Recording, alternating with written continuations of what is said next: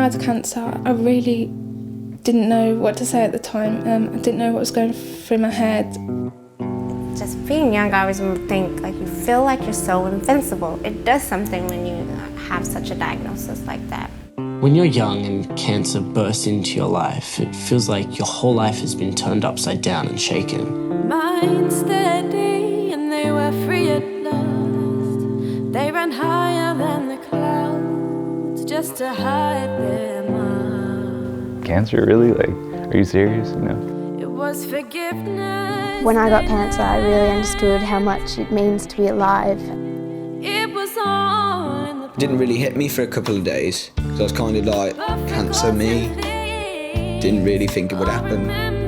I'm too young for this. Like, why is this happening to me? It's just a huge loss of independence. The whole thing is a huge loss of independence. It's a hard thing to go through, you know, such a young age when you're supposed to be out, you know, hanging out with friends and stuff.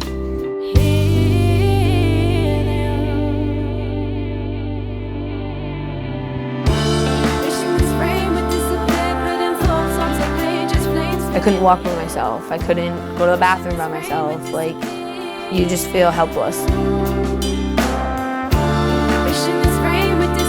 One of the lowest points I had was I actually got brought into hospital on Christmas Eve because 2 of the chemo drugs that I had caused me to have a stroke. Couldn't speak, couldn't move. Yeah, that was terrifying. There's horrible side effects. I mean, everybody gets different chemo, but what I went through was pretty awful. You're stripped bare physically and literally, and it was just the worst part. The effect of chemotherapy, I just felt sick, whereas being isolated was harder. I kind of just felt like I was kind of like alone in my own little like world. I was removed from society for a long time. Prior to coming onto a teenage cancer trust ward, I was at my local hospital, which was a very different experience to the ward up in Birmingham. I was very out of my element. I mean, there were frogs and teddy bears up on the walls. I want to walk around the hallway, but the hallway looks like I'm in a mental institute or something. There's always in the back of my mind, there's always the thought that it will come back, but at least I know now that they can treat it. And you know, people have done it, people have survived, so I can do it.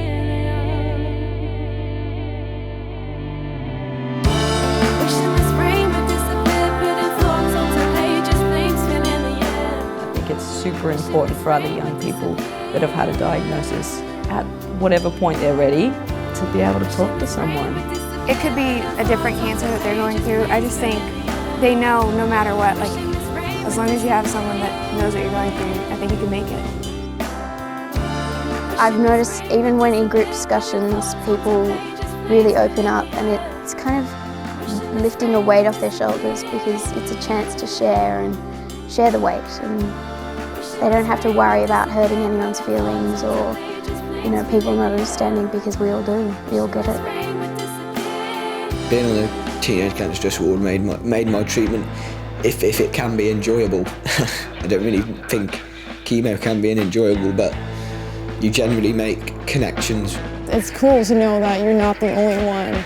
That like everybody knows what you've like been through. As soon as I stepped on the ward, I was like, wow, you know, it doesn't feel like a ward. It feels like you're like your second home.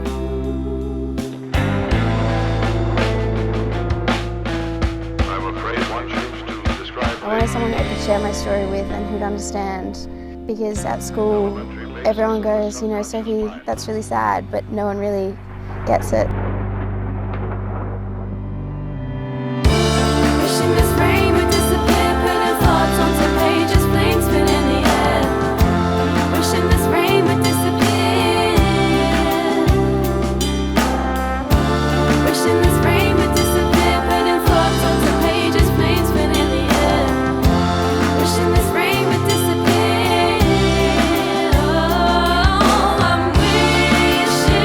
As long as you hope, there's always a chance for a great outcome.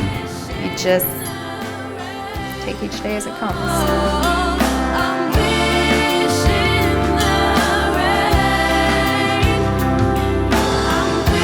wishing